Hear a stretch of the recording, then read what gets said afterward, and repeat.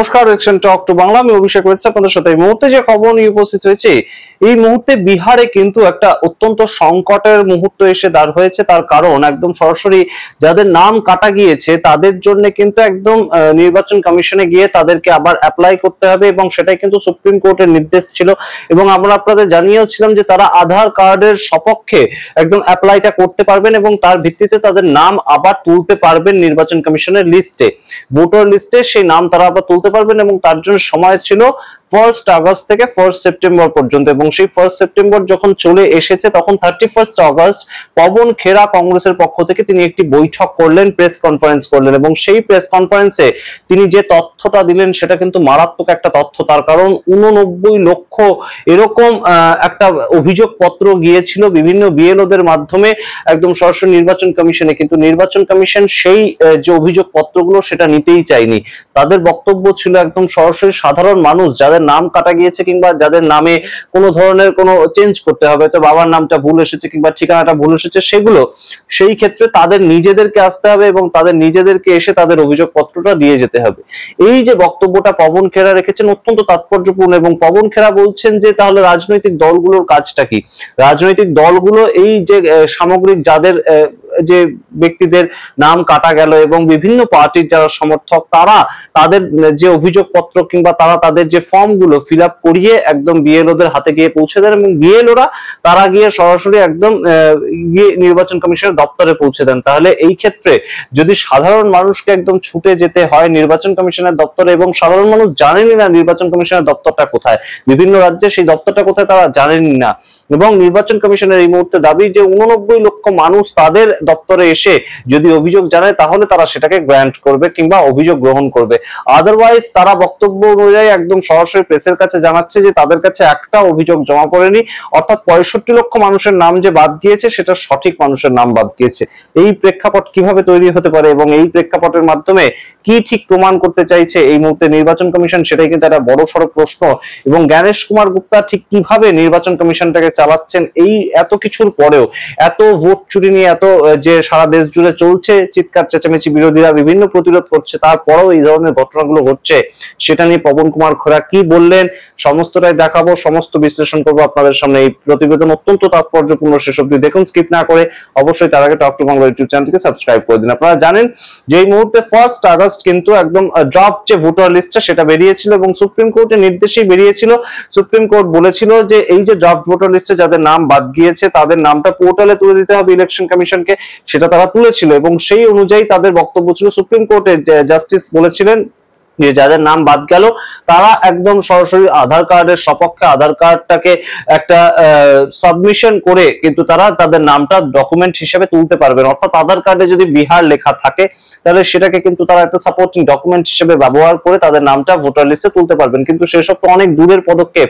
সাধারণ মানুষ এই মুহূর্তে বিএলওর হাতেই তো তার ফর্মটা তুলে দেবে যে আমার নামটা ওঠেনি কিংবা আমার নামটা বাদ গিয়েছে কিংবা আমি ছিলাম না সেই ক্ষেত্রে নাম বাদ গিয়েছে। তার কারণ ইতিমধ্যেই পবন খেরা ঠিক একদম ভাগ করে দেখিয়ে দিয়েছেন, সেই ভিডিও আপনাদের দেখাবো। পবন খেরা বলছেন যে 22 লক্ষ মানুষের নাম বাদ গিয়েছে তারা মৃত মানুষ হিসেবে, সেটা মানা গেল, কিন্তু বাদ বাকি বহু মানুষের নাম বাদ গিয়েছে, এরকম 26 লক্ষ মানুষের নাম বাদ গিয়েছে যারা একদম পালিয়ে গেছে বিহার থেকে, অর্থাৎ অন্যান্য রাজ্যে গিয়ে কাজের সূত্রে তারা অন্যান্য রাজ্যে রয়েছে, তাদের নামও বাদ গিয়েছে। এছাড়া কাদের নাম বাদ গিয়েছে? যারা একদম ফর্মটা ফিল আপ করতে পারেনি, অর্থাৎ তারা সেই মুহূর্তে সেই ঠিকানায় অবস্থিত ছিল না, যে ঠিকানায় ভোটার আইডি কার্ডটা রয়েছে সেই ঠিকানায় তারা অবস্থিত ছিল না, সেই প্রেক্ষাপটে তাদের নামটা বাদ গিয়েছে। সুতরাং বিভিন্ন কারণ দেখিয়ে তাদের নাম যে বাদ গেল এবং সেই মানুষজন তারা একদম ওয়েবসাইটে গিয়ে তারা দেখতে পাচ্ছে যে তাদের নাম নেই, তাহলে সেই ক্ষেত্রে তারা যোগাযোগ করবে কি করে? তারা তো বিএলওদের মাধ্যমেই যোগাযোগ করবে, কারণ ব্লক লেভেল অফিসারকে না বললে আর কাকে বলবে? এবং সেই কাজটা কিন্তু বিভিন্ন যারা লোকাল পলিটিক্যাল পার্টির যারা নেতারা রয়েছেন তারা কিন্তু এই কাজগুলো দায়িত্ব নিয়ে করান বা করেন এবং সেগুলো সন্তর্পণেই করেন। এবং বিএলওরা যখন নির্বাচন কমিশনের দপ্তরে গিয়েছেন তখন তাদেরকে জানিয়ে দেওয়া হয়েছে সাধারণ মানুষ যার নাম বাদ গিয়েছে তাকে সরাসরি আসতে হবে, বিএলওদের মাধ্যমে এটা হলে হবে না। সুতরাং বুঝতেই পারছেন এই মুহূর্তে একটা বড় খেলা চলছে সারা ভারতবর্ষ জুড়ে। लगातार सोर्सेज, ये एक बड़ा महत्वपूर्ण शब्द हो गया है, सोर्सेज से चुनाव आयोग कुछ कुछ प्लांट कराता रहता है कि साहब कोई पॉलिटिकल पार्टी कोई ऑब्जेक्शन नहीं कर रही। आपने सुना होगा, आपके माध्यम से हमें भी मालूम पड़ता है कि हमने कुछ नहीं किया। तो वो खुलासा इसलिए है कि कांग्रेस पार्टी ने 89 लाख कागज 89 लाख कंप्लेंट्स, ये बहुत बड़ा आंकड़ा है। 89 लाख कंप्लेंट्स, 89 लाख शिकायतें चुनाव आयोग को दी हैं। हम अपना काम चुपचाप करते रहे और उनके सोर्सेज की सुन के मुस्कुराते रहे। सोर्सेज कहते हैं साहब 0 कंप्लेंट्स। हमें पैटर्न समझ में आया कि ये 0 कंप्लेंट्स क्यों करवाते हैं। तो फिर ये सुनाई दिया, ये दिखाई दिया, ये महसूस किया कि हमारे बीएलएस जब शिकायतें लेकर, ऑब्जेक्शंस लेकर जाते हैं, उनसे नहीं लिया जाता, उनसे शिकायतें नहीं लेते। बोले साहब इंडिविजुअल से लेंगे। अब इतने कम समय में लाखों लोग अपनी शिकायतें करने एक तो वहां जाएंगे, तो बीएलएस का रोल क्या है बताइए? राजनीतिक दलों का फिर रोल क्या है ये बताइए? हमारा रोल यही है और वो नियमानुसार हमारा रोल है कि बीएलएस ऑब्जेक्शंस वहां जाकर देंगे। फॉर्म 6, 7, 8। अखिलेश जी तो कई इलेक्शन लड़ चुके हैं, राजेश राम जी इलेक्शन लड़ते हैं, शकील भाई इलेक्शन लड़ते हैं, सबको मालूम है क्या है ये। लेकिन राजनीतिक दलों से शिकायतें नहीं लेने का आदेश ज्ञानेश कुमार गुप्ता जी को आ गया होगा, तो नहीं ले रहे थे। अब 1 तारीख कल है, ऐतिहासिक है।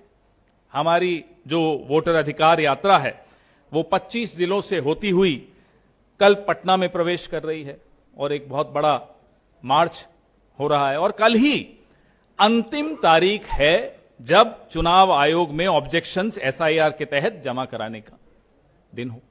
कल वो अंतिम तारीख है। बीएलएस ने बिहार के नागरिकों की आवेदन, आपत्तियां जमा कराने में कोई कसर नहीं छोड़ी, सबकी मदद की। यहां तक कि ऐसे वोटर आए जो आकर हमें कहते थे कि साहब हम तो भाजपा को वोट देते हैं, या हम नोटा को वोट देते हैं, या हम आपको वोट नहीं देते, भाजपा के तो कम थे, नोटा वाले ज्यादा थे, या हमारे और अन्य दलों को देने वाले लोग थे। हमने उन सब की मदद की। आपने देखा था ना उस दिन राहुल गांधी जी को काले झंडे दिखाने 3-4 बीजेपी के लोग आए, 3, उन्होंने उनको भी चॉकलेट खिलाई, जीप में बैठाया। तो हमारी पार्टी की परंपरा यही है, साहब नोटा को वोट देते हो कोई बात नहीं, आओ हम आपकी भी मदद करेंगे। हमने उन सब की मदद की, उनके आवेदन भरवाने में मदद की।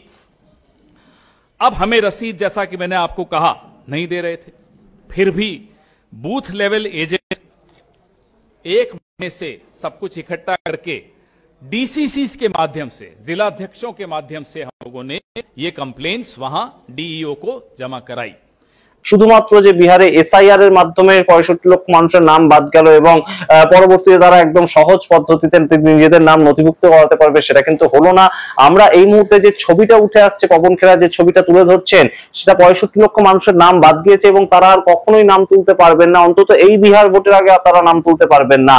এবং তারা নাম তোলার জন্য যে পদ্ধতিটা অবলম্বন করেছিলেন, যে বিএলওদের মাধ্যমে তাদের নামটা পাঠাবেন ইলেকশন কমিশনের কাছে, আবার যাতে তাদের নামটা উঠে যায়, সেটা কিন্তু হলো না। ইলেকশন কমিশন সেগুলোকে গ্রহণ করলেন না এবং বলে দিলেন যে কেউ আসেনি, তাদের অভিযোগ নিয়ে, তাদের কাছে অভিযোগ নিয়ে কেউ আসেনি।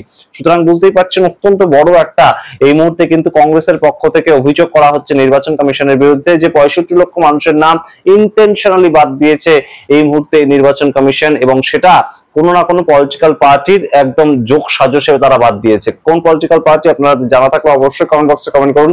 দেখতে এখন টক টু বাংলা, অবশ্যই সাবস্ক্রাইব করে দিন চ্যানেলটিকে।